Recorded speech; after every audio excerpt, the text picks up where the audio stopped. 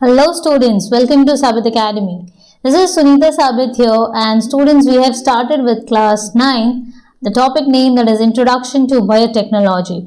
And under this topic we have seen how come animal tissues is being categorized into 4 major types, and we have seen all those things in detail in the previous videos. Yes students, and I hope that you have already seen those videos before visiting to this one.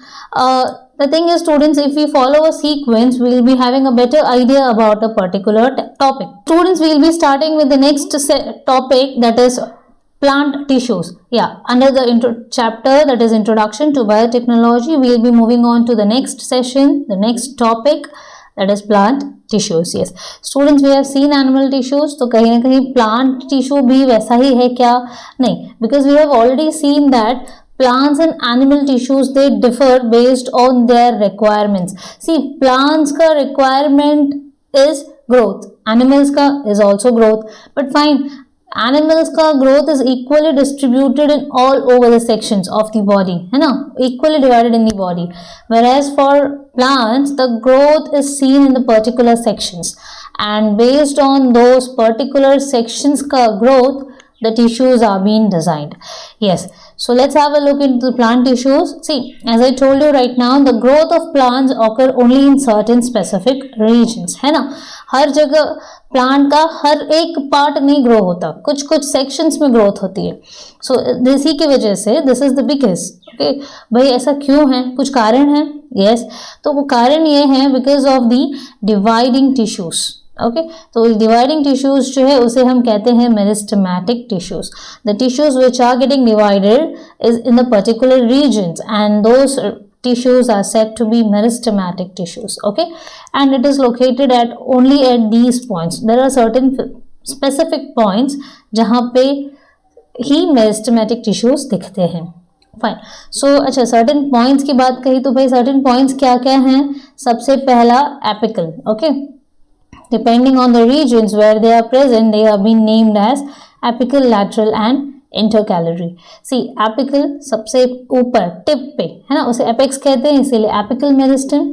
Next last में होता है lateral meristem, और बीच में inter calorie meristem. बीच में present है inter calorie meristems. Okay, apical meristem tip पे, lateral सबसे नीचे, बीच में इंटर कैलरी मेरिस्टम्स. सो ये तीन ही टाइप्स के मेरिस्टेमेटिक टिश्यूज हैं. सो इन तीनों टाइप के मेरिस्टेमेटिक टिश्यूज को हम डिटेल में देखते हैं.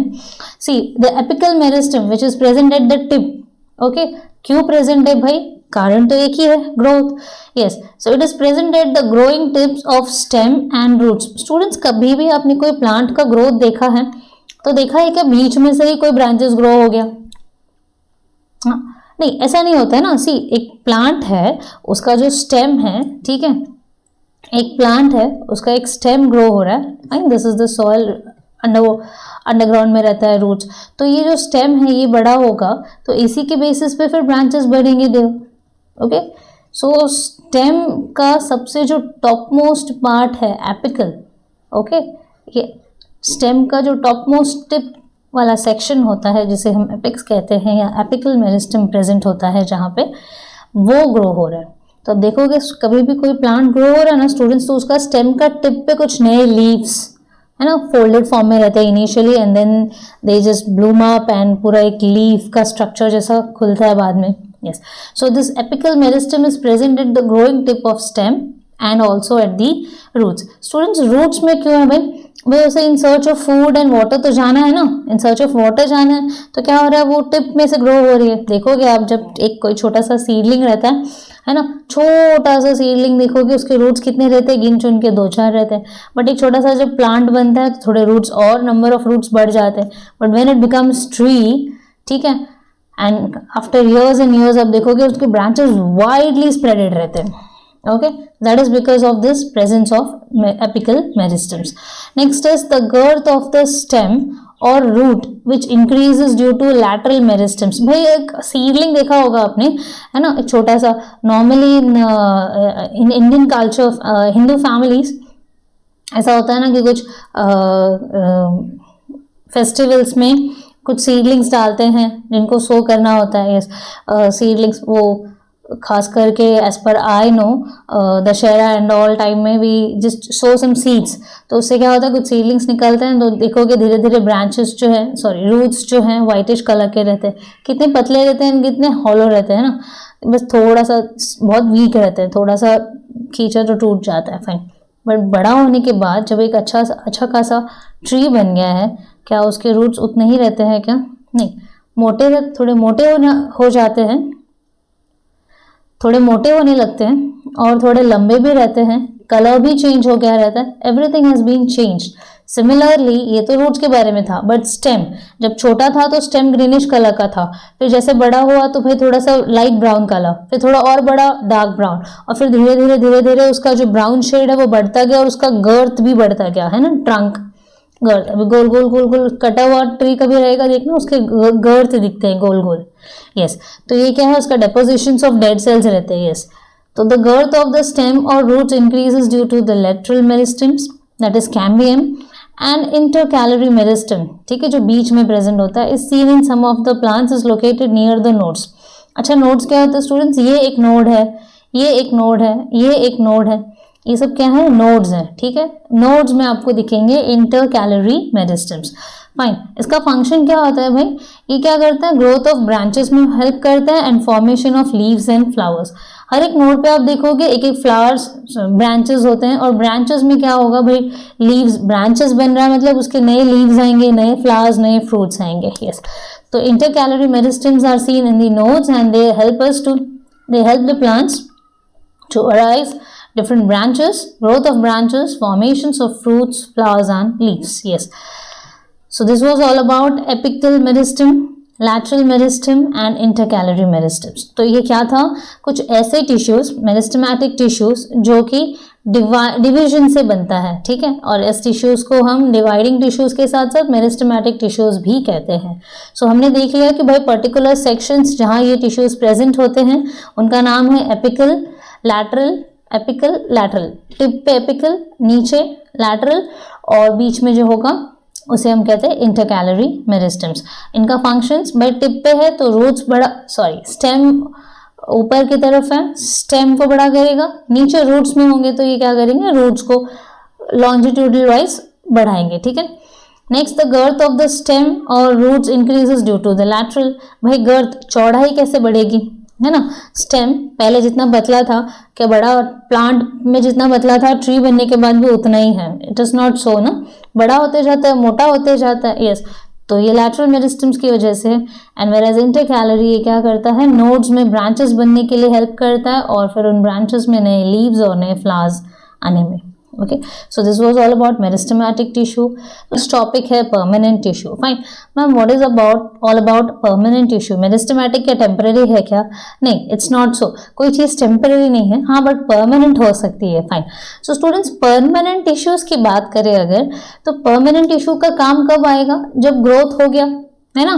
ग्रोथ हो गया, जैसे भी हमारी बॉडी है ये अभी ग्रोइंग स्टेज पे रहती है। From newborn baby to a particular age हमारा बॉडी क्या करता है? ये एक ग्रोइंग स्टेज पे रहता है, ठीक है।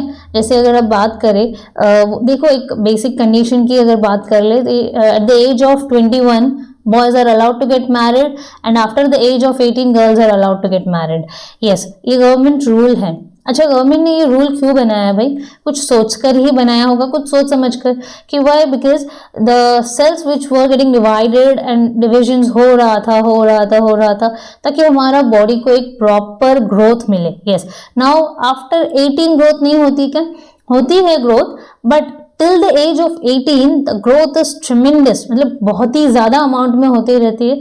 यस, और उसी दौरान उसी के जैसा प्लांट्स में भी एक टाइम होता है कि जहाँ पे ग्रोथ हो रहा है, बट उसके बाद ग्रोथ हो गया। ग्रोथ सेल्स का काम था ग्रोथ होना, डिवाइड करके ग्रो होना। फाइन, ग्रो हो गया। अभी ग्रो होने के बाद भाई उन्हें अपना काम भी तो करना है, या सिर्फ डिवाइड होते जाएंगे? नहीं, सिर्फ डिवाइड होते जाएंगे, बस ग्रोथ का काम करना है, ग्रोथ ग्रोथ ग्रोथ ग्रोथ। भाई this is also not done ना। सिर्फ सेल्स डिवाइड हो गए, उन सेल्स को अपना एक्चुअल कलर, अपना एक्चुअल प्रॉपर्टीज दिखाने का भी तो मौका मिले। यस तो वही होता है स्टूडेंट्स, जैसे ही मेरिस्टेमेटिक में ग्रोथ कंप्लीट हो जाता है, the new cells formed by the divisions of meristematic tissue, they lose their ability to divide further and start to perform a specific function at specific place. ठीक है भाई, apical meristem में वो divide हुआ बस खत्म, क्या नहीं, डिवाइड होने के बाद उसे ग्रोथ के लिए भी तो हेल्प करना है। यस तो वही काम हो रहा है और उसी फेज को हम कहते हैं परमानेंसीज। ओके यस, तो this process of taking up a permanent shape, भाई ग्रोथ कर रहा है मतलब एक परमानेंट शेप ले लिया। फाइन, हमारी हाइट गर्ल्स की 18 ईयर्स तक बढ़ती है। ठीक है, मतलब क्या हो रहा है कि हाइट ने एक परमानेंट शेप ले लिया, परमानेंट साइज ले लिया। ठीक है, बॉडी ओवरऑल ग्रोथ हो रही थी, जैसे बहुत सारे हार्मोनल चेंजेस होते हैं। ठीक है, बॉयज़ के भी होते हैं टिल द एज ऑफ 21। तो ये जो हार्मोनल चेंजेस हैं, size and shape of the body है, ये सब क्या चलता रहता है till the age of 21। But after age of 21 वो कुछ एक परमानेंट स्टेज डिफाइन कर देती है कि भाई हाँ अभी ये इतना ही ग्रोथ हो गया, इतना ही हाइट बढ़ेगा। ठीक है, इतने ही बाल होंगे, इतने ही हेयर टेक्सचर्स, कितना भी कुछ कर लो सिल्की बनेगा ही नहीं, बिकॉज आपका इतना ही है इंटरनली। ओके, तो ये जो प्रॉपर्टीज है इसे हम कहते हैं परमानेंट। ठीक है, जैसे परमानेंट शेप, परमानेंट साइज और एक परमानेंट फंक्शन डिफाइन हो गया, उसे हम कहते हैं डिफरेंशिएशन। ठीक है, एक प्रोसेस है, प्रोसेस में डिफाइन हो गया कि भाई आपको इतना हाइट मिलेगा, इतना ही लीव्स का साइज एंड स्ट्रक्चर ऐसा ही होगा, इस पार्ट का फंक्शन ऐसा होगा, तो इसे हम इस प्रोसेस को हम कहते हैं डिफरेंशिएशन।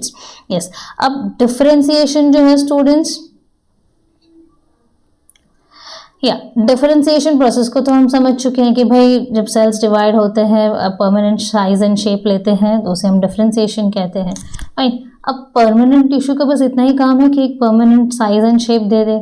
हाँ, एंड उसी के बेसिस पे, यस उसी के बेसिस पे there are two types of permanent tissues. Yes, तो दो परमानेंट टिश्यूज हैं। सबसे पहले तो है simple permanent tissue and next is complex permanent tissue. भाई नाम से समझ में आ रहा है कि सिंपल थोड़ा सा सिंपलर है, वेरएस कॉम्प्लेक्स थोड़ा कॉम्प्लेक्स है। फाइन, वो तो आप समझने के बाद खुद ही डिसाइड कर लीजिएगा कि कितना सिंपल, कौन सा सिंपल एंड कौन सा कॉम्प्लेक्स लग रहा है आपको। यस, वेरएस अगर हम बात करें सिंपल परमानेंट टिश्यूज की, they are further subdivided. See simple permanent tissues, भाई नाम सिंपल क्यों रखा है, क्योंकि it is made up of single type of permanent cells. And complex क्यों रखा है कि they are made of more than 2 types of permanent tissues. ये भाई सिंपल एक से बना है, कॉम्प्लेक्स 2 से ज़्यादा। फाइन, 2 या 2 से ज़्यादा। फाइन, तो इसके कुछ टाइप्स यस एग्जिस्ट करते हैं। There are 3 more types of simple permanent tissues. Now 3 more types. What are they? First is parenchyma, second is collenchyma, third sclerenchyma. First paren, second collen, third scleren. Fine. Complex permanent tissues में भी ma'am further categories है क्या? Yes obvious है, simple में अगर 3 है तो complex में कुछ तो होंगे।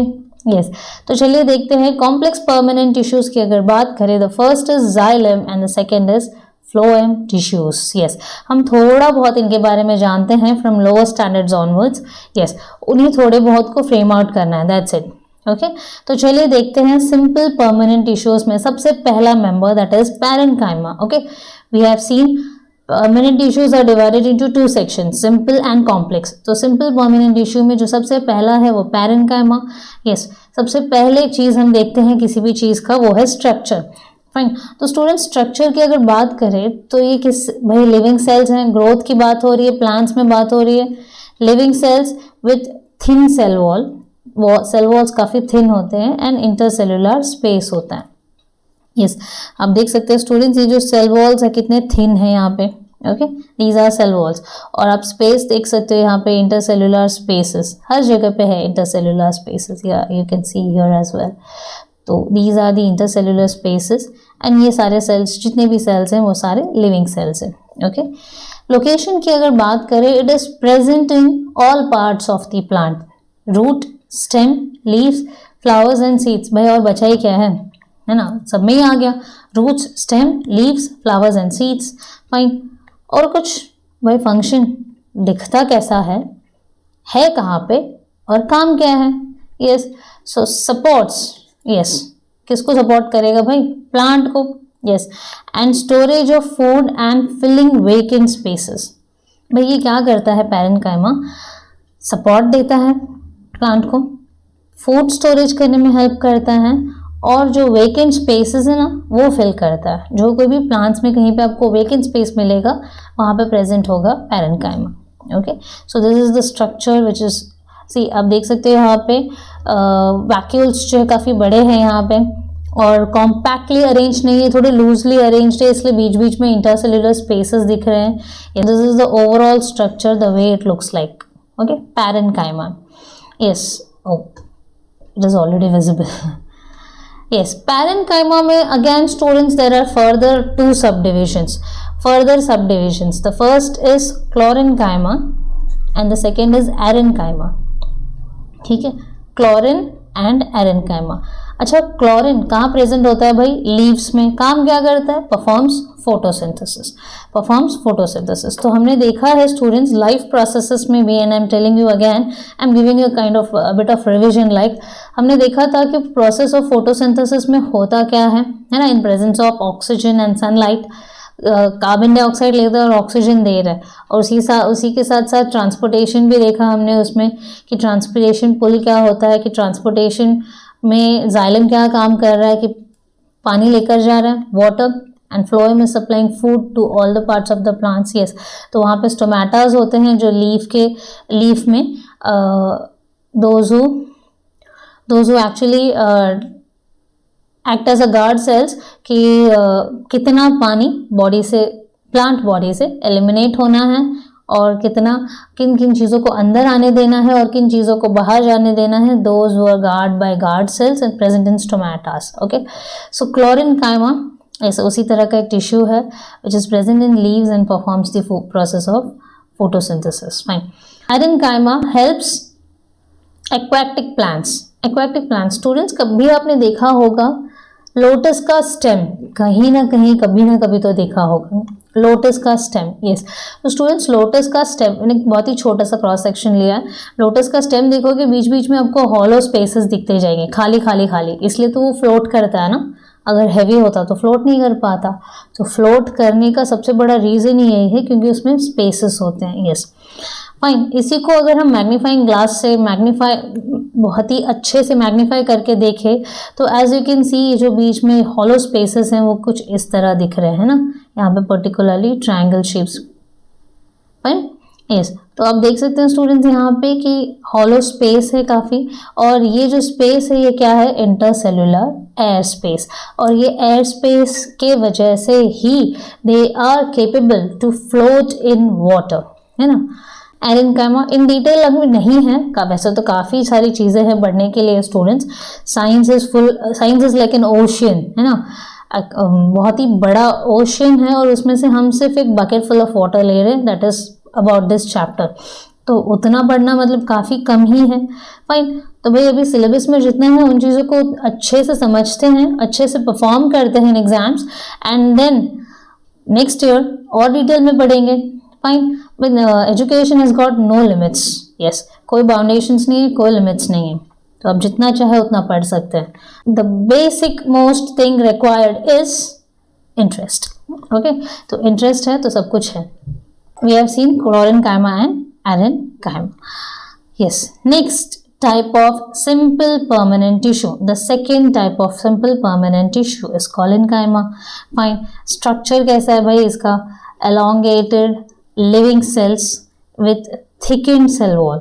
Whereas अगर हम बात करें पैरेनकाइमा की, वहाँ पे जो वो सेल वॉल्स थे काफ़ी थिन थे, एंड यहाँ पे थिन है। ठीक है, thicken cell walls at the corners. See यहाँ पे जो सेल वॉल्स है काफ़ी थिक है, due to the cellulose and pectin present in. Okay, ये सेल्यूलोज और पेक्टिन्स जो प्रेजेंट हैं उसकी वजह से वो थोड़े थिक हो जाते हैं। Next is location. भाई ये प्रेजेंट कहाँ होता है? At the base of leaf petiole. Students जब कभी भी, चलिए इसे कंसिडर करते हैं स्टेम, और ये मेरा तो ये जो लीफ का सेक्शन है इसे हम कहते हैं पेटियोल। ओके, पेट्यूल। फाइन, ये तो सिंगल लीफ हो गया, whereas अगर ऐसे भी लीव्स होते हैं तो भी हम उसे कहते हैं पेट्यूल। Even this is called as to be a petiole. Okay, it is present at the base of leaf petiole, branches and stem. इसका प्रेजेंस कहाँ कहाँ मिल रहा है? पेटियोल, ब्रांचेस एंड स्टेम में। इसकी फंक्शंस क्या है student? Support and flexibility to various parts. Support and flexibility, भाई ब्रांचेस बनने से क्या होता है कि जो ट्री का ट्रंक है ना उसे एक्सपैंड होने का मौका मिलता है। फाइन, सपोर्ट भी मिल रहा है कि हमें चारों तरफ जा रहा है, चारों तरफ फैल रहा है, बड़ा हो रहा है, ब्रांचेस बन रहे हैं मेरे, and flexibility to various parts. Next simple permanent tissue is the sclerenchyma. Yes. Next is sclerenchyma. Sclerenchyma में the structure of cells will be dead and fibrous with tapering ends. Cell wall contains lignin. Tapering ends होते हैं इसके students. अच्छा, tapering end as you can see यहाँ पे ऊपर और नीचे दोनों तरफ से tapering end है और बीच में जो है थोड़ा सा broad lumen है। lumen मतलब एक कैविटी, एक ओपनिंग जैसी। फाइन, तो ये क्या है भाई? डेड एंड फाइब्रस है। फाइब्रस मतलब लाइन, फाइब्रस चीजें मतलब आपको कहीं तो धागे धागे जैसे दिखेंगे, तो ये दिख रहा है ना स्टूडेंट्स आपको, लाइन स्ट्रक्चर्स हैं। यस, तो फाइब्रस हैं, दोनों तरफ से टेपरिंग है, टेपरिंग एंड्स हैं। लोकेशन, सेल वॉल्स किससे बने हैं? लिग्निन से। लोकेशन कहाँ मिलता है? स्टेम, वेन्स ऑफ लीव्स, जो लीफ के वेन्स होते हैं, जैसे अभी हम बचपन में बुक के अंदर रखते थे लीव्स और वो जब ड्राई हो जाती थी तो उसमें हमें दिखता था वेन्स। फाइन, ये सब क्या है स्टूडेंट्स? ये सब वेन्स हैं लीव्स के। Okay, so these are veins. कहाँ प्रेजेंट होता है? Veins of leaves, hard coats of seeds, seed के हार्ड कोट पे होता है, आउटर कवरिंग ऑफ कोकोनट, भाई आउटर कवरिंग ऑफ कोकोनट में भी प्रेजेंट है, इसलिए काफी हार्ड होता है। Functions, gives strength and rigidity to parts of the plant. Strength तो हर कोई दे रहा है, सपोर्ट दे रहा है, पैरेन्काइमा भी सपोर्ट दे रहा है, कोलेनकाइमा भी सपोर्ट दे रहा है, whereas स्क्लेरेन्काइमा क्या करता है? स्ट्रेंथ देता है, ताकत देता है, and rigidity to the parts of the plants. Yes, जैसे आप ट्रंक देखोगे स्टूडेंट्स, तो ट्रंक कितना हार्ड रहता है ना उसका। कोकोनट का आउटर कवरिंग देखोगे कितना हार्ड रहता है, सीड का आउटर कवरिंग हार्ड रहता है वो, है ना, इसलिए तो टाइम लेता है भाई एम्ब्रियो फॉर्मेशन, उसका एम्ब्रियो बाहर आने में, जर्मिनेशन प्रोसेस में। यस, तो these are the functions, location and structure of sclerenchyma. चलिए अगर बात करते हैं कॉम्प्लेक्स परमानेंट टिश्यू की। सिंपल परमानेंट टिश्यू में हमने देखा parenchyma, collenchyma and sclerenchyma. Complex permanent tissue में we have to look after two complex tissues, that is xylem and phloem. तो जाइलम की अगर बात करें स्टूडेंट्स, जाइलम में सबसे पहला कैरेक्टर क्या है? Characteristic is it consists of thick walled dead cells, thick walled dead cells. Next, types of cells, भाई इसमें tracheids and vessels and xylem fiber like structures होते हैं। ओके, एंड देख सकते हो कि इनका जो फ्लो ऑफ वाटर है वो यूनिडायरेक्शनल है, मतलब नीचे से ऊपर की तरफ जा रहा है। Got it? ये वाटर पार्टिकल्स को लेकर नीचे से ऊपर या फिर अगेंस्ट ग्रेविटी भी कह सकते हैं। फाइन, स्ट्रक्चर, इसका functions, structure like interconnected tubules connecting water and minerals in upward direction. ठीक है, अपवर्ड डायरेक्शन, ये यूनिडायरेक्शनल मैनर में जाता है। अगर फोलम की बात करें, it the characteristics of phloem, the characteristics of phloem says consists of cytoplasm containing living cells.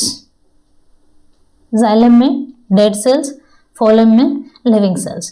Types of cells, भाई ये एक sieve tube की तरह दिख रहा है with companion cells, भाई companion cells भी होते हैं sieve tubes में। phloem parenchyma, living cells and phloem fibers called as dead cells. living cells और dead cells दोनों रहते हैं इसमें, बट साइटोप्लाज्म में जो प्रेजेंट है वो लिविंग सेल्स हैं। फंक्शंस की अगर बात करें, these tubes are joint to each other, ये ट्यूब्स हर एक दूसरे से जॉइंट होते हैं, and they connect sugar and amino acids from leaves to various parts in upward and downward direction. भाई शुगर और एमिनो एसिड्स कंटेन करता है और ये लीफ के, जो लीफ में बनता है, और ये प्लांट के हर एक पार्ट तक पहुंचाता है। ओके, प्लांट्स के हर एक पार्ट तक, इन upward and in downward direction both. Okay,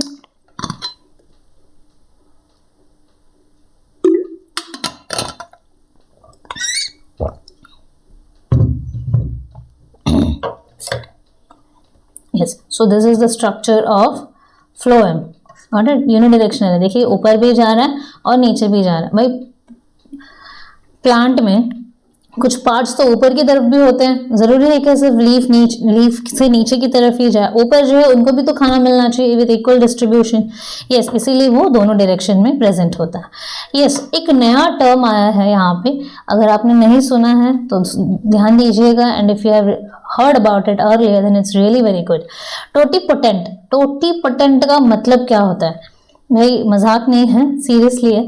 totipotent means says that कुछ ऐसे सेल्स होते हैं हमारे बॉडी में जो कि एक नया सेल बना सकते हैं। ठीक है, मेरे पास ऑलरेडी एक सेल है बॉडी में और ये सेल एक नया सेल बना सकती है। भाई कैसे? उसे कुछ फैक्टर्स जो भी ज़रूरत होती है नए सेल बनाने के लिए, अगर वो हमने उसे प्रॉपरली सप्लाई की तो वो केपेबल है कि एक नया सेल बना सके। यस, अच्छा, इसी को कहते हैं कि totipotent. Yes, this is said to be a totipotent. Okay, so some cells in the body of living organisms are said to be totipotent if provided a proper environment, a new organism can grow from these cells. Yes, अच्छा, ये new organism जो बनेगा उसका काम क्या होगा? भाई उसमें कुछ प्रॉपर्टीज होंगी क्या specifically? Yes, they are high yielding crops, बहुत ज़्यादा यील्ड देगी आपको, प्रोडक्शन अमाउंट बहुत ज़्यादा मिलेगा। New species of animals and various vaccines could be produced, बहुत सारे अलग अलग क्रॉसेस की वजह से, अलग अलग हाइब्रिडाइजेशंस की वजह से तो मिलता ही है, बट अगर एग्जिस्टिंग में कुछ अगर एनवायरमेंटल फैक्टर्स अगर हमने ऐड कर दिए और उससे कुछ नया मिला तो काफ़ी अच्छी बात है। फाइन, और बहुत सारे ऐसे वैक्सीन्स हैं जो एनवायरमेंटल फैक्टर के बेसिस पे सेल्स जब रिएक्ट करते हैं उसे ट्रीट आउट करने के लिए चेकआउट करते हैं कि भाई इस एनवायरनमेंट में ये कैसे काम करेगा, उस एनवायरनमेंट में वो कैसे काम करेगा, और उन सेल्स पे जो भी उनके रिस्पॉन्सेज आते हैं based on that it helps the person who is actually finding out those vaccines. Yes, तो स्टूडेंट्स इसी प्रोसेस को कुछ एक तरह से नाम दिया गया है, that is a biology. Okay, that is named as biology students, sorry, that is named as biotechnology. Yes, biotechnology students, biotechnology is actually a field of biology. Okay, एक तरह का ब्रांच है बायोलॉजी का, microbiology, biotechnology and so on. तो ये सारे जो branches हैं बायोलॉजी के, ये कुछ काम आते हैं क्या? यस भाई, काम आते हैं, तभी तो रखे हैं इनको। यस, तो बायोटेक्नोलॉजी का मतलब है, बायो मीन्स लाइफ, उसी के साथ कुछ टेक्नोलॉजी को ऐड ऑन कर कर कुछ हम नया बना सके तो उसे हम कहते हैं बायोटेक्नोलॉजी। ओके, तो जैसे टोटीपोटेंट प्रॉपर्टी की वजह से which is present in a cell, okay, in the body of a living organism, तो ये क्या कर रहा है भाई, जब कुछ एक नया चीज़ मिला ना तो उसके साथ वो रिएक्ट करके कुछ नया बनाने की कोशिश कर रहा है। तो सेल जो कि एक लिविंग ऑर्गेनिज्म का है, और फैक्टर्स जो भी टेक्नोलॉजी से जो भी फैक्टर्स हो या नेचुरल फैक्टर्स या जो कहीं कुछ भी रीजंस हैं, उन दोनों के कॉम्बिनेशन से जो नई चीज़ बनेगी उसे हम कहते हैं टोटीपोटेंट। टेक्नोलॉजी का मीनिंग अभी हमने देखा, बट वो तो एक नॉर्मल इंग्लिश में मीनिंग था। डिक्शनरी वाइज अगर या फिर हमारे सिलेबस वाइज अगर हम मीनिंग देखने जाएं, डेफिनेशन, तो उसका डेफिनेशन ये होगा, the technique of bringing about improvements in living organisms, they are telling particularly about improvement by artificial genetic changes। ठीक है, जैसे कि पेरेंट्स हैं हमारे, उनके जो जेनेटिक इंफॉर्मेशंस हैं उसको उन्होंने क्या किया, ऑल्टर किया। भाई ये नॉर्मल जीन्स तो है नहीं कि भाई कहीं लूज़ हो रहा है तो उसे टाइट कर दिया, कहीं टाइट हो रहा है तो उसे लूज़ कर दिया, कहीं लेंथ बड़ा है तो शॉर्ट कर दिया, इस तरह का ऑल्टर नहीं होता। ठीक है, so I am not talking about that kind of alter. What I am telling is कि अगर कोई जेनेटिकल डिसऑर्डर्स है या फिर कोई जेनेटिकल प्रॉब्लम है या फिर कोई जेनेटिकल ऐसी कोई चीज़ है जो कि नहीं रिक्वायर्ड है फॉर द फ्यूचर जनरेशन, या फिर पेरेंट्स चाहते हैं कि ऐसा ना हो, ठीक है, तो उन केसेस में जो लिविंग ऑर्गेनिजम्स हैं वो ऐसा कुछ कर सकते हैं, that is artificial genetic change कर सकते हैं, and by hybridization for the welfare of human beings. Okay, जैसे कि कोई जेनेटिक इन्फॉर्मेशन है मैंने चेंज कर दी और वो उस चेंज करने की वजह से क्या हो गया, कुछ नया कैरेक्टर आ गया। यस, या फिर कुछ हाइब्रिडाइजेशन, मुझे किसी और जीन में कोई और कैरेक्टर अच्छा लगा। स्टूडेंट्स आजकल तो जीन डिज़ाइनिंग भी होता है। जीन डिज़ाइनिंग मतलब आपको जो काफ़ी वेल वर्सेटाइल फैमिलीज होते हैं, they go for gene designing. Yes, तो मेरे ऐसा जो कपल्स होते हैं, दे प्लान आउट कि भाई हमारा बच्चा ऐसा दिखना चाहिए, he should look fair, he should have silky hairs, retina colour should be green, height इतना, नॉर्मल जो गेस्चर्स हैं वो ऐसे होने चाहिए, फिर उसकी बात करने का तरीका, जो भी जेनेटिक इन्फॉर्मेशन में स्टोर्ड रहता है वो सब कुछ वो ऑल्टर कर सकते हैं। ठीक है, ऐसा करते भी हैं आज की जनरेशन्स। मतलब now technology has advanced so much that you can do anything. Okay, तो ये सब प्रोसेस हो जाते हैं बायोटेक्नोलॉजी में। Techniques of genetic engineering and tissue culture, भाई जो जेनेटिक इंजीनियर होता है वही ये सब काम कर सकता है, और कोई ऐरा गहरा नत्थु खैरा भाई ऐसा कुछ नहीं होता। Okay, they are very specialised in this stream. And tissue culture नाम का एक टेक्निक है, उससे भी हम कर सकते हैं। स्पेशली टिश्यू कल्चर जो है प्लांट्स के लिए होता है। अगर हम बात करें यूजेस ऑफ बायोटेक्नोलॉजी की, तो भाई यूजेस क्या है उसके? प्रोडक्शन ऑफ कैश क्रॉप्स, भाई not this cash one, the other one. Okay, cash crops, rabi crops and so on.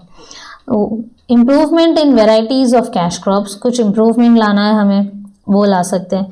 Increases in abilities of plants to withstand environmental stress, भाई कहीं पे कोई क्लाइमेट चेंज हो गया, कोई टेम्परेचर चेंज हो गया, तो ऐसे जो भी एनवायरमेंटल फैक्टर्स हैं, स्ट्रेस हैं, उन सबको विथस्टैंड मतलब होल्ड कर सकता है ना, सामना कर सकता है।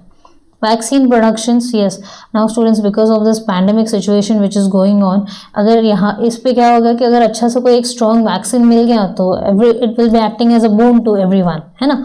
तो यही हो रहा है यूज ऑफ बायोटेक्नोलॉजी, और वही किया भी तो जा रहा है। Researches are still going on, isn't it? So vaccine production, early diagnosis of congenital diseases. See, students, even our medical science has advanced a lot. आपको अगर genetically कोई problem है, assumption as of like my grandparents, they were suffering from normal hereditary diseases as of like diabetes. चलिए, my grandparents, they were suffering from diabetes, my parents, they got suffered from diabetes, now even I am the one who's going to be get suffered. तो इससे क्या होगा कि मैं, क्योंकि मुझे पता है कि वो एक तरह का हेरिडिटरी है, एक तरह से जेनेटिकली वो पास होते आ रहा है, तो what I'll do is I'll go for congenital diseases का डायग्नोसिस, है ना, एक से दूसरा, दूसरे से तीसरे को आ रहा है, इसे हम congenital कहते हैं। तो इसका डायग्नोसिस, अर्ली डायग्नोसिस, मतलब बीमारी हुई नहीं लेकिन डायग्नोस किया जा सकता है कि भाई होगा तो कितना होगा और उसके प्रिकॉशंस क्या क्या लेने हैं। ठीक है, yes. Next is organ transplant, by this is possible because of biotechnology. जैसे कुछ दिन पहले एक न्यूज़ वायरल हुआ था कि हार्ट ट्रांसप्लांट ऑपरेशन करना है and that heart needs to be reached to the patient, from donor to the patient. Okay, तो उसके लिए बहुत स्ट्रगल किया गया भाई एयर ट्रैवल करके आया, फिर एम्बुलेंस में उसको लेकर जाना था एंड सो ऑन इश्यूज। ऐसे दिखा रहा था कि how the person's heart need from donor to the patient has to struggle a lot कि भाई डोनर से निकल के पेशेंट तक सही टाइम पे पहुंच जाए। बिकॉज क्या होगा फिर उसके बाद अगर वो टाइम पे नहीं पहुंचा then it will be a total waste, है ना। और ऐसे वाइटल ऑर्गन्स को हम वेस्ट नहीं कर सकते। Got it? So organ transplant, cancer researches, Tata cancer hospital, Tata cancer research centre जो है is a very best example for biotechnology. Production of artificial skin, cartilages and et cetera. Yes, cartilages के बारे में जब हम देख रहे थे in connective tissues, that time also I said you that आजकल ऐसा हो गया कि जो लिगामेंट्स एंड कार्टिलेजेस के जो ट्रांसप्लांट ऑपरेशंस भी होते हैं, भाई कार्टिलेज खत्म हो गया, आर्टिफिशियल कार्टिलेज आप लगा सकते हैं। Okay, production of artificial skin, कहीं पे अगर कोई स्किन एरिया में डैमेज हो चुका है तो आर्टिफिशियल स्किन हम लगा सकते हैं उसमें। यस, तो स्टूडेंट्स ये तो रहा बायोटेक्नोलॉजी का यूजेस। बायोटेक्नोलॉजी में वी ऑल्सो सॉ दैट कि genetic engineering and tissue culture terms ऐसे देखे हमने। तो भाई टिश्यू कल्चर क्या है? यस, टिश्यू कल्चर एक ऐसा मेथड है बायोलॉजी में, ओके, जिससे, और ये रिसर्च करके पता चला, स्टूडेंट्स हम कोई रैंडमली कोई भी मेथड नहीं उठाते। तो tissue culture method of biological research, ठीक है, इन विच फ्रैगमेंट्स ऑफ टिश्यूज, वहाँ पे होता क्या है, टिश्यूज़ के फ्रैगमेंट्स, अच्छा टिश्यूज़ के फ्रैगमेंट्स को चाहे वो एनिमल के हो या चाहे प्लांट्स के हो or transfer to an artificial environment, मतलब एक ऐसी जगह जहाँ पे प्लांट्स को लगे कि वो अपने घर में है, इवन एनिमल्स को लगे कि वो अपने घर में है ना। बिकॉज हम जब अपने घर में होते हैं ना students, we show our true colours, हम जैसे हैं ना वैसे ही दिखते हैं, ठीक है। वैसे अगर हम कहीं बाहर जाते हैं टू आवर नेबरहुड, और चलो नेबरहुड तो भी ठीक है, they know our colours somewhat, but if we go to our relatives place and all, we act very nice and very humble and very kind childrens, yes, but actually we are not. तो जैसा हम बाहर react करते हैं ना वैसे घर में नहीं होते, और जैसे घर में होते हैं वैसे बाहर नहीं। तो टिश्यू कल्चर क्या करता है, टिश्यू कल्चर करते वक्त एक चीज़ का ध्यान रखना होता है कि भाई वो एनिमल टिश्यू हो या प्लांट टिश्यू हो, कोई भी टिश्यूज हो, उन्हें एक ऐसा एनवायरनमेंट, भले हमने आर्टिफिशियली क्रिएट की, बट एक ऐसा एनवायरनमेंट मिले जिसमें वो सर्वाइव एंड फंक्शन करना कंटिन्यू रख सके, ठीक है, यस। अच्छा students, before that I just forgot to tell you one thing, हम टिश्यू कल्चर कब करते हैं, मतलब भाई ज़रूरत क्या है टिश्यू कल्चर की। जब आप कुछ फ्रूट्स खाते हैं स्टूडेंट्स, तभी आपने देखा होगा कि हर फ्रूट्स में सीड्स होते हैं, यस, एप्पल में सीड्स होता है, सोचो छोटे छोटे सीड्स होते हैं एकदम बीच में, मैम वही होता है ना, fine, I tell you later on. Mango seeds देखे, मैंगो खाते वक्त सीड्स होते हैं, फाइन। तो स्टूडेंट्स बनानास खाते वक्त सीड्स देखा है क्या, वो अंदर होते हैं ना छोटे छोटे एकदम माइन्यूट ब्लैक कलर के, वही तो सीड्स हैं students, actually not, okay. Papaya में सीड्स होते हैं, ठीक है, चीकू में सीड्स होते हैं, बहुत सारे ऐसे फ्रूट्स हैं जिसमें सीड्स होते हैं, एंड बहुत सारे ऐसे फ्रूट्स भी हैं जिनमें सीड्स नहीं होते, ठीक है। तो एप्पल में जो सीड्स होते हैं स्टूडेंट्स, वो actually because of enlargement of thalamus, वो थैलामस से बनता है ना, इसलिए बहुत ही सॉफ्ट होता है। तो जैसे मैं बोलती हूँ आपको कि अभी आपको चीज़ें नहीं समझ आएंगी तो भी नो इश्यूज़, हम फ्यूचर में और अच्छे से डिटेल में पढ़ने ही वाले हैं, तो इतना स्ट्रेस मत लीजिए, जो चीज़ें जैसी हैं वैसे समझने की कोशिश करिए अभी, ओके। तो बनानास का अगर हम एग्जाम्पल ले तो अपने स्टूडेंट्स देखा होगा बनाना में कोई सीड्स नहीं होता, ओके। तो उसे ग्रो कैसे किया जाता है, that is with the help of tissue culture, yes. तो उसके आपने देखे होंगे स्टेम्स कितने हॉलो होते हैं ना, अभी हमने प्रीवियस एग्जाम्पल में भी देखा कि स्टेम्स कितने हॉलो होते हैं, पोर लाइक स्ट्रक्चर्स होता है, दबाओ तो एकदम श्रिंक हो जाएगा, यस। तो ऐसे स्टेम्स होते हैं उसके, भाई टिश्यू कल्चर से ग्रो कर रहे हैं, उसके स्टेम बहुत हॉलो होते हैं, ठीक है मैम, बट ऐसा होता क्यों है, will come to know.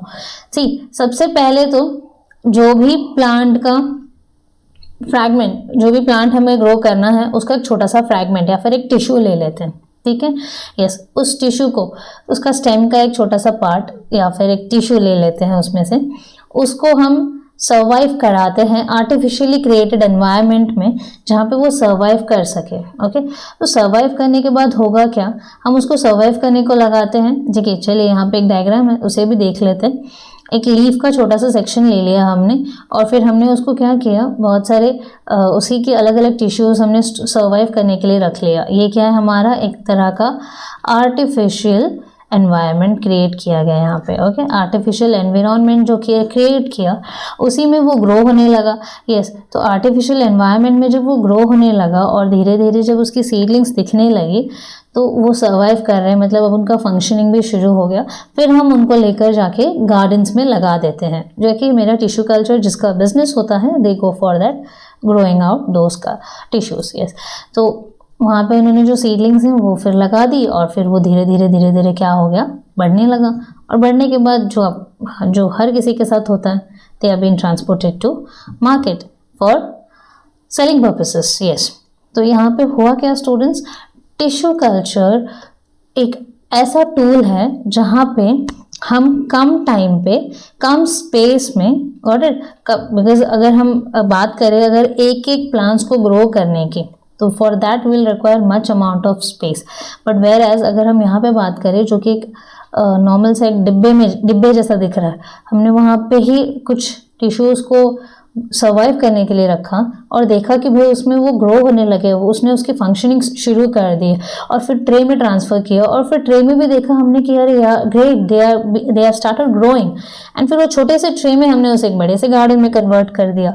So this tissue culture is actually helping us कि कम टाइम में हम ज़्यादा टिश्यूज़ को प्लांट्स में कन्वर्ट कर सकें, है ना. That is actually all about a tissue culture, और कम स्पेस कम टाइम में. ओके, सो ये तो रहा टिश्यू कल्चर के बारे में. यस, अच्छा, टिश्यू कल्चर का कुछ एग्रीकल्चर में यूज होता है क्या? Yes, tissue culture changes in agricultural management due to the biotechnology. भाई tissue culture along with biotechnology, इन दोनों का कॉम्बिनेशन अगर देखें तो बहुत सारी चीज़ें आपको क्लियर होंगी, एंड उन्हीं चीज़ों को फोकस करते हैं पहले. Yes, changes in agricultural management. Yes, जो सी स्टूडेंट्स, जो हमारे ग्रैंड पेरेंट्स के टाइम पे जैसे फार्मिंग होती थी, क्या अभी भी वैसे ही फार्मिंग हो रही है? नहीं, because the chain of demand and supply has expanded himself a lot. भाई कितना डिमांड्स बढ़ गया है और सप्लाई कितना है. ओके, तो ऐसे में अगर मैं नॉर्मल मेथड्स यूज़ करूँ, नॉर्मल क्रॉप्स यूज़ करूँ और फिर उसे ग्रो करूँ तो कहीं ना कहीं ज़्यादा टाइम लग जाएगा. यस, whereas अगर हमने टिश्यू कल्चर यूज़ किया तो कम टाइम लगेगा, कम स्पेस. फाइन, तो उन्हीं चीज़ों को ध्यान में रखते हुए दे सेड कि genetically modified crops which are said as GM crops are being produced by introducing changes in DNA of natural crops. भाई जो नेचुरल क्रॉप्स है उनके DNA में कुछ हमने चेंजेस कर दी और उसे हम कहते हैं जेनेटिकली मॉडिफाइड क्रॉप्स. नेक्स्ट, अगर हम नेक्स्ट पॉइंट पे देखें, सो जेनेटिकली मॉडिफाइड क्रॉप्स का एडवांटेज क्या है? That is they can withstand environmental stress.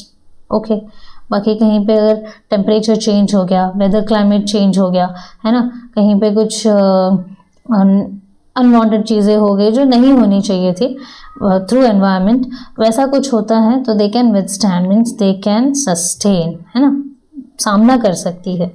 Yes, as GM crops are resistant to insect, pests, pathogens, chemical weedicides, etc., the use of harmful chemicals like pesticides can be avoided because genetically modified crops, the GM crops, इन सारी चीज़ों को, insects, pests, pathogens, weedicides, ये सारी चीज़ों से harm नहीं होगी. जब हमको पता चल गया तो ये जो हार्मफुल केमिकल्स जो हम स्प्रे करते हैं just to preserve our crops, that is insecticide, pesticides, insect से बचाने के लिए इंसेक्टिसाइड्स, पेस्ट से बचाने के लिए पेस्टिसाइड्स, ये हम अगर यूज़ नहीं करेंगे स्टूडेंट्स तो कहीं ना कहीं इसका जो हार्मफुल इम्पैक्ट है वो भी नहीं होगा. Yes, this due to the use of seeds of GM crops there is improvement in nutritive value and decrease in loss of crop. मैं क्योंकि जेनेटिकली मॉडिफाइड है, एक तो इसमें पेस्ट और इंसेक्ट्स का हार्म, मतलब इंसेक्ट्स और पेस्ट इसको हार्म नहीं करेंगे, इसलिए हम इंसेक्टिसाइड्स और पेस्टिसाइड्स स्प्रे नहीं कर रहे, तो कहीं ना कहीं उसका हार्मफुल इफेक्ट वहीं कट ऑफ हो गया. नेक्स्ट, जेनेटिकली मॉडिफाइड है तो हम चाहते हैं कि भाई कम खाओ लेकिन न्यूट्रिटिव खाओ, हेल्दी खाओ, तो उसी को ये फोकस कर रही है कि भाई जो भी इम्प्रूवमेंट किया है हमने वो न्यूट्रिटिव वैल्यू और इसका जो लॉसेज है वो कम हो, ऐसा इम्प्रूवमेंट देखा. फिफ्थ पॉइंट की अगर बात करें, अब ये क्या हो गया, पहले कैसा था, एक लगाया 10 क्रॉप्स आते थे, whereas अगर अब ये हाई यील्डिंग वेराइटीज़ हो गई है, एक लगाया तो 100 आएंगे क्योंकि डिमांड उतना है ना. यस, जैसे कि bananas, maize, rice, potatoes, tomatoes, cotton, apple, brinjal, papaya, rose, wheat. Rose तो तभी पता चलता है जब रोज डे वगैरह होते हैं स्कूल्स एंड कॉलेजेस में. Yes, papaya, rose, wheat etcetera which are available in a very high yield, है ना, बहुत ही ज़्यादा अमाउंट में अवेलेबल रहते हैं. तो ये सब कैसे पॉसिबल हुआ, ये सब कब पॉसिबल हुआ स्टूडेंट्स, जब कभी भी हमने देखा कि टिश्यू कल्चर की मदद से जब हमने एग्रीकल्चरल मैनेजमेंट में भी tissue culture along with biotechnology use करना शुरू किया. यस, तो एप्लीकेशंस कुछ हैं क्या भाई इसके? यस, एप्लीकेशंस ऑफ बायोटेक्नोलॉजी है ना, किसमें, in floriculture, nurseries and forestry. Yes. अच्छा, tissue culture along with biotechnology हम ये यूज़ करते हैं स्टूडेंट्स किस लिए, कि भाई कम टाइम में ज़्यादा ज़्यादा अच्छा प्रॉफिट मिले। भाई प्रॉफिट मतलब पैसे पैसे से ही नहीं, बट प्रॉफिट मतलब nutritive values, good amount of productions, है ना, ये सब बातें भी मैटर करती है। यस, तो एप्लीकेशंस ऑफ बायोटेक्नोलॉजी का अगर हम देखें इन फ्लोरिकल्चर, तो टिश्यू कल्चर में क्या हो रहा है, टिश्यू कल्चर की मदद से क्या हो जाता है, ऐसे क्रॉप्स हम ग्रो करते हैं which bears fruits and flowers in excellent quantity, है ना। तो क्या हो गया कि भाई कम मेहनत की, रिटर्न ज़्यादा मिला ऐसे। तो देखिएगा एक ही बार मैंने ग्रो की, या एक ही बार हमने फोकस की ग्रो टिश्यू कल्चर की मदद से ग्रो करने के लिए, एंड जो ईल्ड था वो ऑलमोस्ट 2 टाइम्स डबल मिला हमें। ओके, तो इससे क्या हो गया, एक्सेलेंट क्वांटिटी मिल गई, एंड क्वांटिटी तो मिली ही, बट साथ ही साथ जो फ्रूट्स हैं उसकी न्यूट्रिटिव वैल्यूज भी तो ज़्यादा अच्छी है ना, as compare to the previous one. तो एनी हाउ प्रॉफिटेबल तो दोनों ही है। So fully grown plants can be produced in shorter duration. Yes, इसका एप्लीकेशन अगर देखें तो fully grown fruits and flowers जो भी है, प्लांट्स, ओवरऑल प्लांट्स की अगर बात करें तो बहुत ही कम टाइम में ज़्यादा अच्छे से ग्रो हो जाती है। ओके, और वही ज़रूरत है in today's generations. Yes, third application कहता है कि plants can B grown on a large scale, but if means of pollinating agents नहीं है, पॉलिनेशन ही नहीं हुआ कि भाई पोलन ग्रेन्स जो है one flower to another flower गया, either by air or by ants or by any means of carriers. Okay, pollination हवा से भी होता है, वाटर से भी होता है, hydrophilia, hemophilia, entomophilias and so on. So means of pollination कोई भी हो या नहीं हुआ है ना यहाँ पे। आई एम सेइंग कि प्लांट्स हम बहुत ही ज़्यादा अमाउंट में ग्रो कर सकते हैं, इवन इफ पॉलिनेशन भी नहीं हुआ और जर्मिनेशन ऑफ सीड भी नहीं हुआ तो भी हम ज़्यादा अमाउंट में ग्रो कर सकते हैं। ये है एप्लीकेशन ऑफ टेक्नोलॉजी, बायोटेक्नोलॉजी।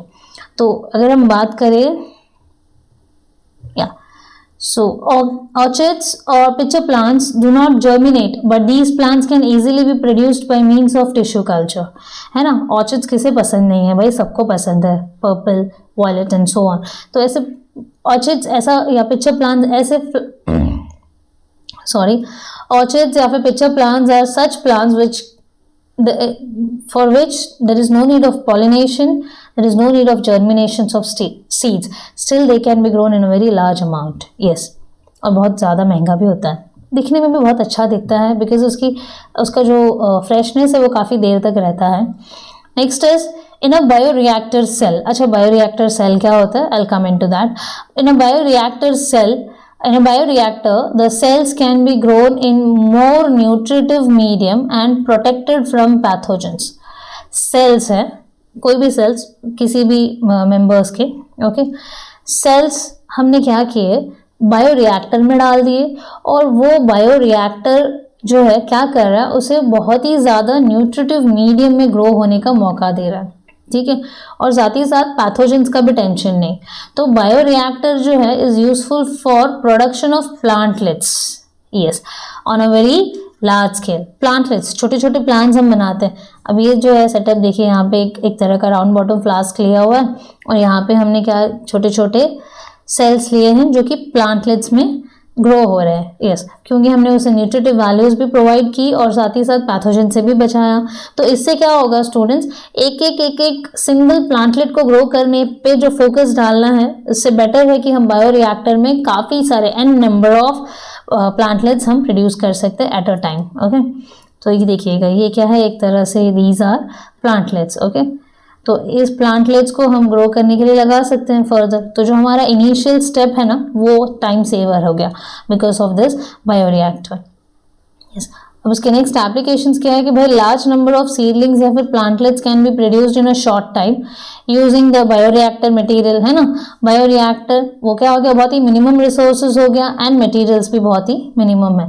एक बायोरिएक्टर लगा लिया, उसे उसकी जो सेटअप्स करनी थी वो हमने कर दी। तो भाई एक बायोरिएक्टर में एक सेल से हमें कितने सारे प्लांटलेट्स मिल गए। यस, तो इससे हमारा कितना टाइम बच गया। यूजुअली अगर बात करें, जो भी प्लांट्स हमने प्रोड्यूस किए with the help of tissue culture and genetical modification से, that is with the help of biotechnology, तो स्टूडेंट्स क्या उसके कुछ फ़ायदे हैं क्या? यस भाई, जब कोई फ़ायदा होगा ही नहीं तो कोई करेगा क्यों, है ना। तो यस, डेफिनेटली उसके फ़ायदे हैं भाई। फ़ायदे जैसे क्या है कि वो डिजीज़ फ्री रहती है, उसे कोई प्रॉब्लम नहीं आती, ख़राब नहीं होता, ठीक है, बीमारी नहीं आती। And plantlets produced by this tissue cultures of meristems are virus free. तो ऐसे प्लांटलेट्स जो हमने बनाए और obviously with help of tissue culture, उसके जो मेरिस्टेम्स होते हैं वो वायरस फ्री रहते हैं। देखा हमने meristems apical, lateral and intercalary. Yes, तो ये वायरस फ्री होते हैं भाई, जहाँ पे हमें किसी तरह का खतरा नहीं। Next, rare and endangered plants can be grown by tissue culture techniques and can thus be protected from extinctions.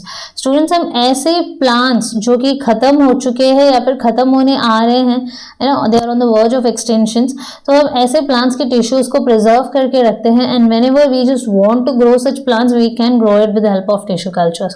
तो कहीं ना कहीं ये ऐसा है कि हमारे पूर्वज में जो जैसे हमने बहुत सारे ऐसे प्लांट्स हैं जो अपने हमारे ग्रैंडपास ने देखे होंगे, ग्रैंड पेरेंट्स ने देखे होंगे, बट हमें नहीं दिखता, हमें नहीं मिलता, ठीक है। बट ऐसा नहीं होगा विद फ्यूचर जनरेशंस।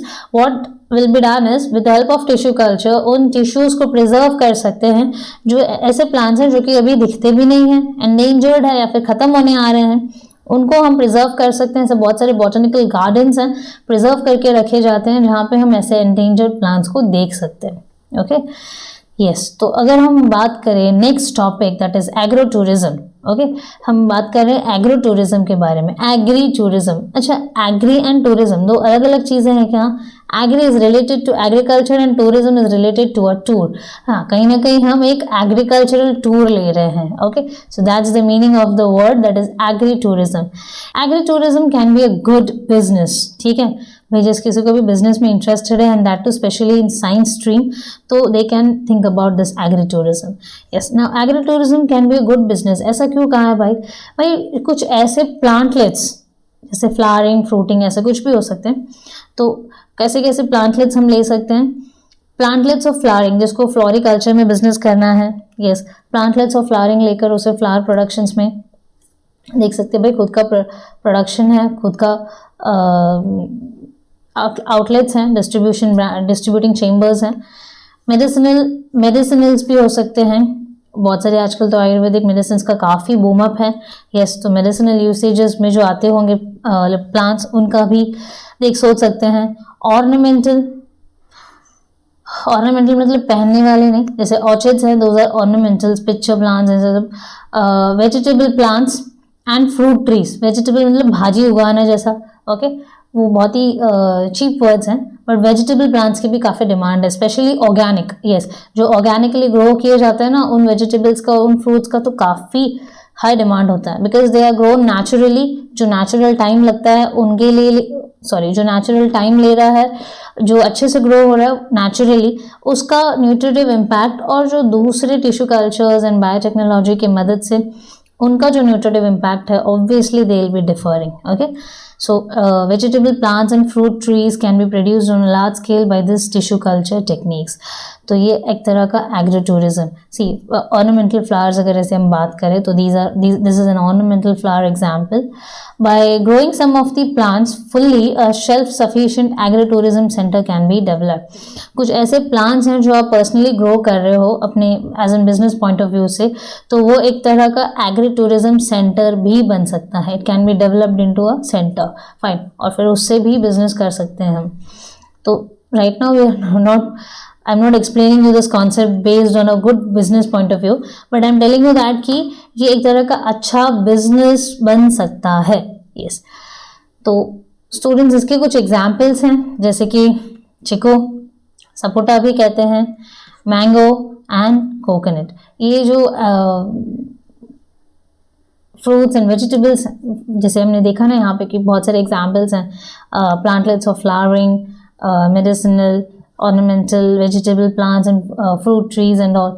तो ये सब काफ़ी एग्रो टूरिज्म में काफ़ी बूम्ड अप है। It's in a very great demand कि भाई मैंगोज तो कैसे आपको सीजनल मिलते हैं। यस, तो ये सीजनल बिजनेस हो गया क्या? यस भाई, बाकी सीजन में क्या करना है, राम राम जपना, नहीं, ऐसा नहीं है। ओके, सो बाकी चीज़ों के लिए भी ऑल्टरनेटिव्स हैं कि भाई मैंगोज तो सीजनल आके, वेराज कोकोनट्स का कोई सीजन नहीं होता, चिकूस का कोई सीजन नहीं होता, इसे आप ग्रो करिए। यस, तो ये एक तरह का agro tourism business point of view से एक्सप्लेन किया गया है। Next is agro complementary occupations. भाई एग्रो कॉम्प्लीमेंट्री, भाई चलिए हमने देखा कि किस तरह हम एग्रो टूरिज्म को एक अच्छा बिजनेस मान सकते हैं, अच्छा बिजनेस प्रपोजल मान के plant-lead productions and fruits and vegetables and ornamental flowers and productions देख सकते हैं, फाइन। बट क्या उसके साथ साथ कुछ और भी हो सकता है क्या? तो एग्रो कॉम्प्लीमेंट्री ऑक्यूपेशंस, उसके साथ ही कॉम्प्लीमेंट्री ऑक्यूपेशंस जैसे animal husbandry. Students in India, see in India, specially in India, ये जो एनिमल हस्बेंड्री है इसका सबसे बड़ा मेन रीज़न तो ये है कि मिल्क प्रोडक्शन। जितने भी तबेले वगैरह देखोगे आप, भाई क्यों ध्यान रखते हैं गाय वगैरह लाकर? बिकॉज ये इसीलिए होता है क्योंकि उनका मिल्क प्रोडक्शन, उनसे जो मिल्क मिलता है उससे एक अच्छा बिजनेस बनता है। यस, तो milk production for using those cattles for agricultural works as well, है ना? ऐसा तो नहीं है, बट सिटीज़ में, अर्बन एरियाज में तो सिर्फ और सिर्फ milk production is the only reason there, but where as in rural areas along with milk production farming operations में भी ये कैटल्स जो हेल्प करते हैं, ठीक है।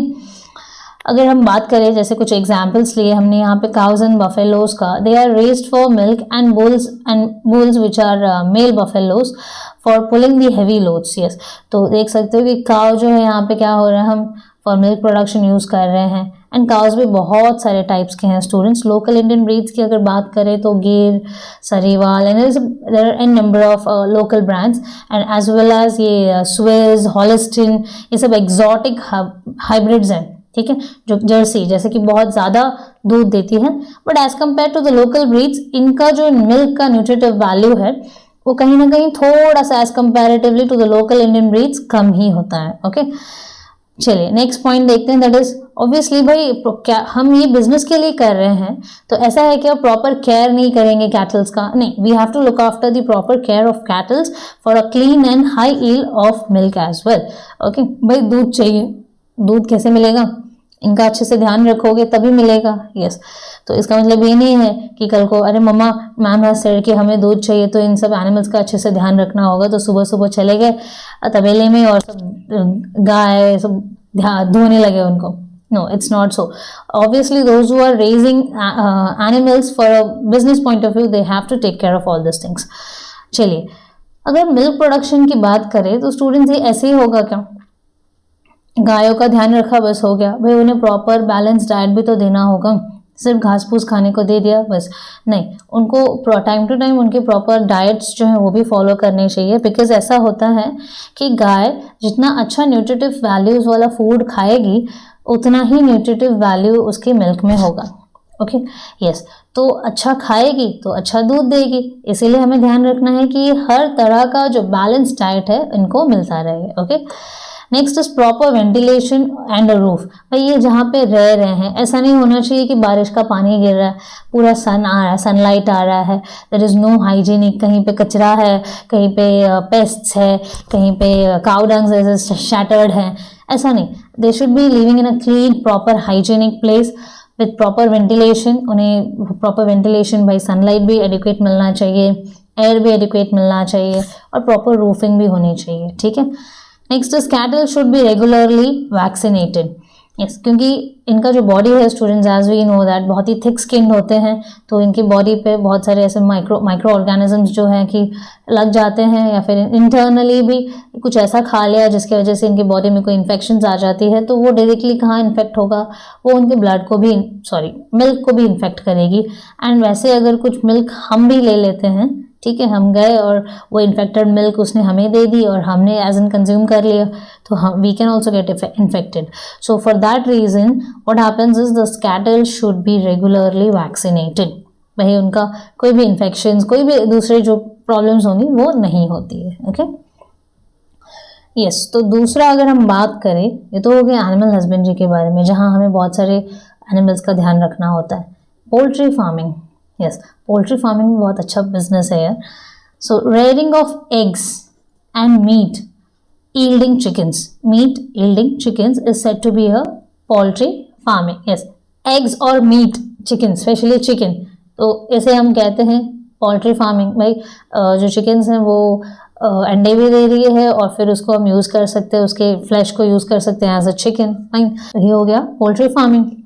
नेक्स्ट इज इसकी ऑब्जेक्टिव्स। सी, कोई भी बिजनेस करने से पहले हमें कुछ ऑब्जेक्टिव सेट करने होते हैं, फाइन, कि भाई हमने पोल्ट्री फार्मिंग शुरू कर दी, बट इसका फंक्शनिंग्स कैसे होगा, क्या करना है, कैसे करना है एंड ऑल। तो चलिए देखते हैं the objectives behind development of a new hybrid varieties from a cross. ठीक है भाई, there are certain types of chickens जो कि they don't lay eggs much, but obviously उनका फ्लैश जो है काफ़ी ज़्यादा, मतलब बहुत ही बल्जी, बहुत ज़्यादा फ्लैश वैल्यू होता है उनमें, यस। तो और कुछ कुछ ऐसे होते हैं जो कि ज़्यादा less egg, they can lay egg in too much quantity, okay, वेराज उनका जो फ्लैशी पार्ट है वो बहुत कम होता है। तो ऐसा कुछ किया जा सकता है क्या, कुछ ज़्यादा एग्स भी ले करे और फ्लैश भी ज़्यादा हो, यस। तो वैसा कुछ एक, see I'm just giving you an example, whereas I am a pure vegetarian person, I don't have much ideas about it, but ऐसे crosses किए जाते हैं just to yield a good, just to get a good yield chickens, yes.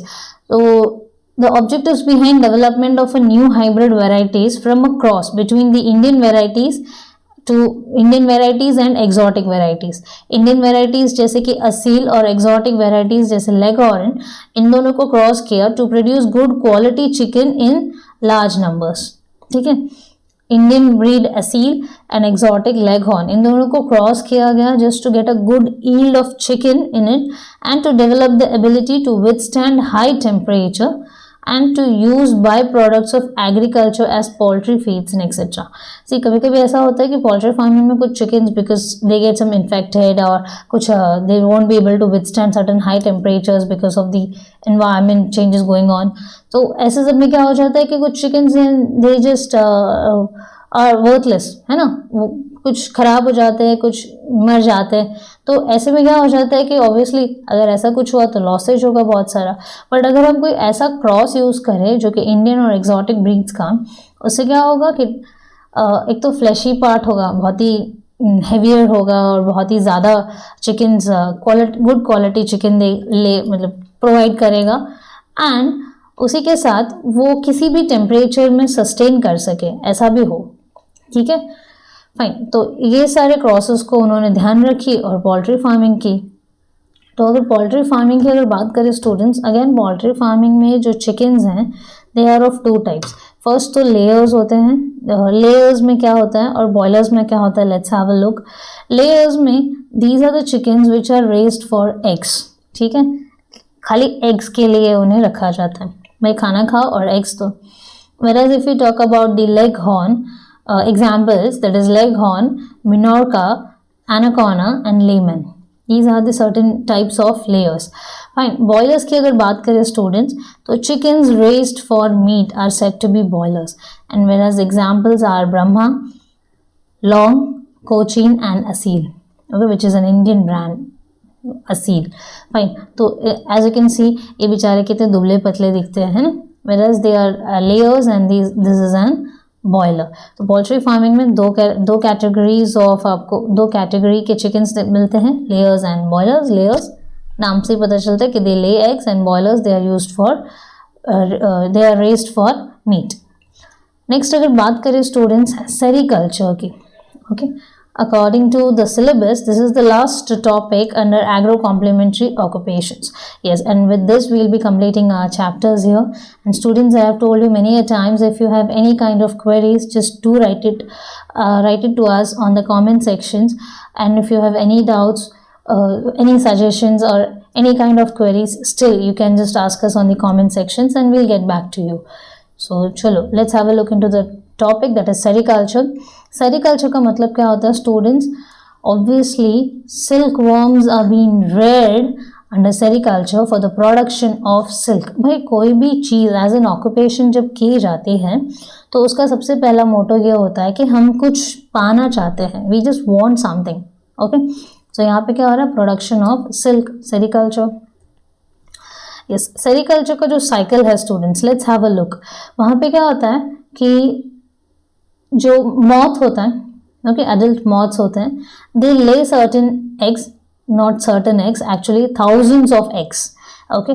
So thousands of eggs are being deposited by female moths and are incubated artificially to shorten the incubation period. Normally अगर incubation period देखें तो काफ़ी ज़्यादा होता है as compare to artificially, तो इसलिए artificial method is good. तो ये जो एग्स है इनको इंक्यूबेट किया तो उससे क्या निकला, larva. Yes, so after feeding for 3 to 4 days larva, है ना, लार्वा निकलता है और फिर they start moving to the branches of mulberry plants. Got it? They start moving on to the branches of mulberry plants and ये जो larva है they will start secreting जो सिल्क बनता है स्टूडेंट्स वो उनके सलाइवरी ग्लैंड से बनता है। यस, तो लार्वा जो सलाइवरी ग्लैंड सेक्रेट करेगी जिससे सिल्क बनेगा और इसी सिल्क के थ्रेड से बनेगा एक ककून। ठीक है, so the cocoon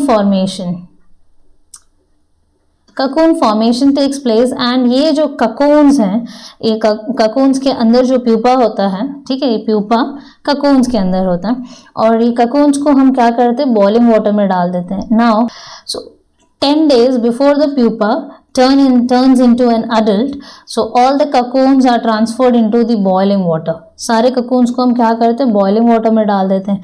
and now क्योंकि ये बॉइलिंग वाटर का टेम्परेचर काफ़ी ज़्यादा होता है तो उसमें जो प्यूपा है दे डाई एंड उसमें जो सिल्क, क्योंकि ककून किससे बना, जो थ्रेड लाइक स्ट्रक्चर से बना ना, वो क्या हो जाता है, धीरे धीरे लूजली अटैच होने लगते हैं।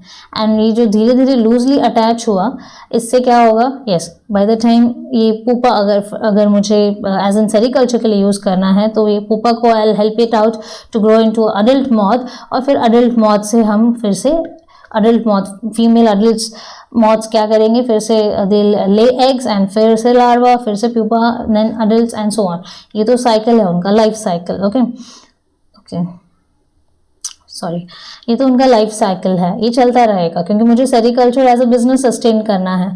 बट जो हमने ककून्स जो थ्रेड्स बनाने के लिए यूज़ करने हैं वो ककून को हमने बॉइलिंग वाटर में डाला। Boiling water because the temperature is very high, तो बॉइलिंग वाटर में जो ककून्स डाले उसमें pupa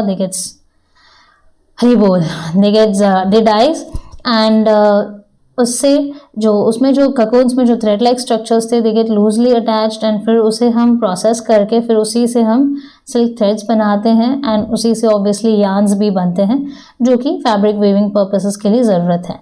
yes, so various kinds of fabric is woven from silk threads. Got it? So this was all about the sericulture का silkworm का life cycle भी देख लिया हमने कि भाई किस तरह वो एग से लार्वा से प्यूपा से adult moth and then again they lay egg and they get converted to larva and larva से फिर प्यूपा फिर एंड सो ऑन। सो ये एक तरह का साइकिल चलता रहता है, फाइन। और उसी के साथ साथ हम हमारा सिल्क थ्रेड एक्सट्रैक्शन भी करते रहते हैं। Yes, so this was all about sericulture. We have seen under today's session we have seen plant tissues. Yes, plant tissues में हमने देखा how come meristems are being divided in particular sections, apical, lateral and intercalary. Yes, फिर हमने देखा permanent tissues में simple permanent and complex permanent. Under simple permanent we have seen parenchyma, colon and sclerenchyma. Under complex we have seen xylem and phloem. After that we have seen tissue culture. How come tissue culture helps us out to get a great yield of plants within a short period of time. Yes, तो हमने देखा कि tissue culture से हम कैसे artificial environment देकर plants को create कर सकते हैं। प्लांट्स को सस्टेन करने के लिए, टिश्यूज़ को सस्टेन करने के लिए एक एनवायरनमेंट देते हैं और फिर उसी से छोटे छोटे सीडलिंग्स बनते हैं, फिर सीडलिंग्स को प्लांट्स बनाकर हम टिश्यू कल्चर प्रोसेस कंटिन्यू करते हैं। ओके, बिकॉज गार्डन्स बनाते हैं, टिश्यू कल्चर के गार्डन्स, जैसे एक बेस्ट एग्जाम्पल मैंने आपको बनाना का दिया था। नेक्स्ट उसके बाद we have seen agri tourism. Yes, how come agri tourism can be a good business and हमने देखा कि how come agro complementary occupations can also be considered as of like animal husbandry, poultry farming and sericulture. Yes, so students, hope so आपको ये आज का video काफ़ी अच्छे से समझ आया हो and thank you so much for being with us. And one more request is, students, if you have really liked our videos, do like our channel and you have to subscribe for the notifications of more upcoming videos. Thank you so much, students.